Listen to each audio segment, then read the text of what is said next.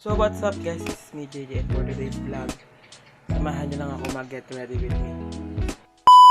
So kakagising ko lang guys. So yan, maliligo lang ako saglit guys para fresh kasi mabango tayo guys. Kasi ligo lang ako guys, balik tayo mamaya. Bye! Much later.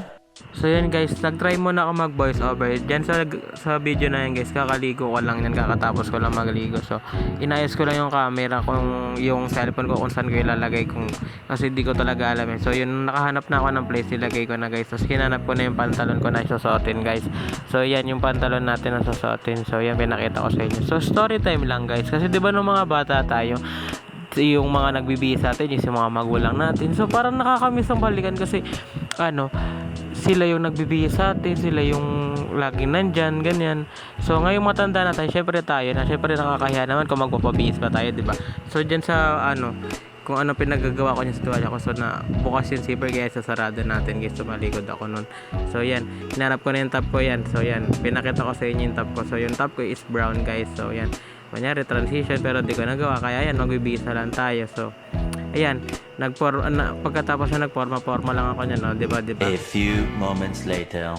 So yun guys, umupo na tayo dyan kasi magsasapatos tayo. So yun, yung sapatos natin pinakita ko, bigay yun ng ate ko guys. Ito puting medyas yung susuotin natin, ipabagay natin sa suot natin guys na syempre yun na nga.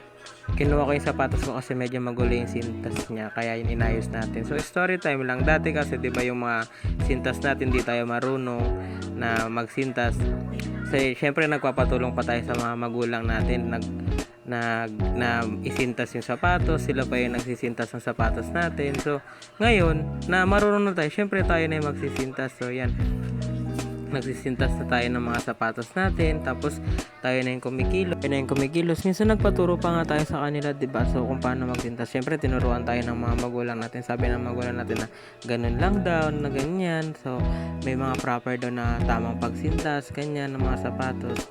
So yan guys, may mga sapatos talaga minsan guys na na minsan yung sintas nila napakahaba, tapos minsan naman yung sapatos yung sintas nila napakaigli, tapos yung tipong hindi na magkasya sa paa mo yung sapatos. So yan, tapos minsan din may mga sapatos na pagbili mo pa lang akala mo okay, tapos mga ilang gamit mo pa lang masisira na agad, ganyan. Pero ganun talaga, may mga times talaga na malas talaga. Dan guys, sa video na yun, tinitignan ko kung may nakalimutan ba ako, ganyan. So yun, tapos na tayo magsapatos guys, binaba ko na yun. So yun, nakita yung sapatos ko, yan na. Just then. So tapos na tayo magsapatos guys, kaya nagsusuklay na tayo guys, nagpapapogi tayo kahit hindi tayo pogi guys. So yan, inayos natin yung buhok natin guys para maayos tayo sa paglabas natin, para kahit papaano, kahit hindi tayo pogi, alis maayos tayo. So yan, kumuha ko ng ID guys, syempre para magkaroon tayo ng discount sa pamasahe. So yun, estudyante, yay, ganyan. So yan, kinuha ko na rin yung wallet ko, saka kailangan natin magdala ng panya sa napakainit kasi ngayon guys. Then yung relo, saka bracelet, yan guys, bracelet, DIY bracelet yan, ginawa ng ate ko. So yun, suot na natin.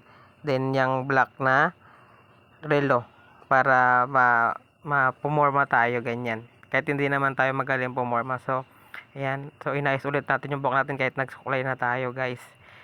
So yun guys, so ayusin lang natin yung tiwalya natin kasi baka mapagalitan tayo ng magulang natin. So yan, nagpabango tayo, spray lang tayo dyan guys, para mabango tayo sa paglabas natin. Syempre baka amoyin tayo ng diba? So yan, pabango lang tayo guys. Yan. So inayos lang ulit natin yung buhok natin dyan guys. O yan, diba?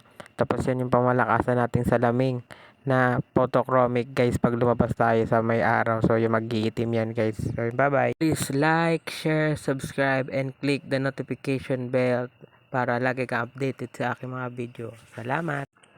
Muli ako si John Joshua Elias na nag-iiwan ng isang mensaheng laging isipin na kasama natin ng Diyos dahil nakikinig siya sa ating mga panalangin. Maghintay lamang at ito'y kanyang diringgin. Salamat, ingat, God bless guys!